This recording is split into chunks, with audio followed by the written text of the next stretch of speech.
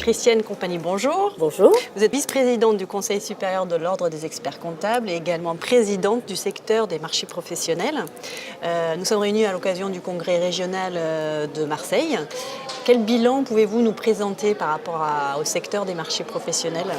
Alors bon, c'est une équipe qui travaille énormément. Alors je vais vous présenter quand même la décomposition du marché des professionnels. Donc on a le volet du secteur public et du secteur non marchand avec Jean-Marc et Sautier. On a le secteur agricole, on a le secteur des professions libérales et des particuliers et le secteur des entreprises, dont j'ai la charge directement.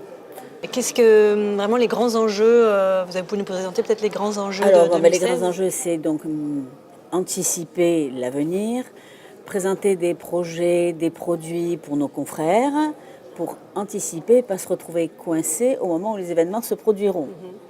Est-ce que vous pouvez citer un exemple, par exemple ? Oui, je veux dire, là, bon, en ce moment, donc, nous en avons parlé, donc l'histoire du numérique, Oui. puisque là, c'est un enjeu, c'est un tournant à 180 degrés. Donc, si les confrères ne sont pas préparés, ils seront vraiment lâchés dans la nature. Donc, le fait d'en prendre conscience, ça permet de se préparer. Donc, en plus, donc, au Conseil supérieur, il y a des formations, des kits. Donc vraiment pratique, indépendamment du régalien, donc l'origine, vraiment tout un côté pratique, clé en main. Est-ce qu'il y a des tendances qui se dégagent au niveau national ou peut-être même en PACA ? À quel niveau ? Au niveau peut-être de l'activité économique, de certains secteurs Alors, donc je veux dire, bon, moi j'ai en charge le secteur des analyses sectorielles, donc on étudie 23 professions.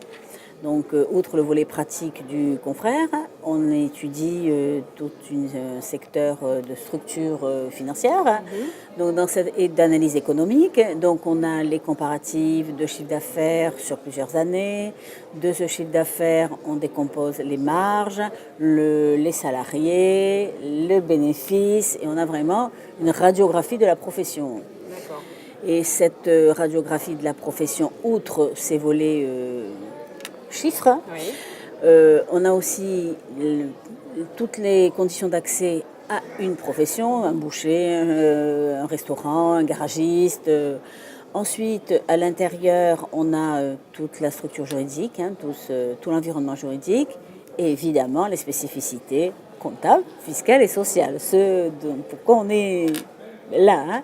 Donc, ce qui permet donc à un confrère d'avoir dans un petit recueil la connaissance complète de cette activité. Je pense surtout à nos jeunes confrères qui récupéraient un dossier dont une connaissance limitée du secteur qui leur permettrait d'avoir une synthèse quasiment à 70-80%. D'accord. Est-ce qu'également vous abordez, vous analysez des nouvelles tendances de business model ? On parle d'économie circulaire, d'économie sociale et solidaire par exemple, de beaucoup de coopératives aussi qui sont en émergence, les SCOP, etc. Est-ce que ça aussi vous l'analysez ? Effectivement, donc dans le secteur de Mohamed Lakila, le RSE, donc on rentre dans ces domaines d'énergie circulaire, de développement durable, puisque c'est quand même aussi un enjeu du futur, la préservation de la planète. Et pour 2017, est-ce qu'il y a des nouveaux axes de travail ? Vous continuez sur ce que vous nous avez présenté ? Alors oui, on continue sur ce qu'on a présenté. Donc je veux dire, au niveau, moi personnellement, donc je veux dire, je reviens sur mes analyses sectorielles. Sur les 23 professions qu'on étudie, on envisage d'en rentrer une supplémentaire qui est donc le transport sanitaire des personnes. D'accord. Puisque c'est une nouveauté et donc il y a de plus en plus de dossiers qui concernent cette activité. Madame Compagnie, merci et très bonne continuation. Merci. Merci. Au revoir. Au revoir.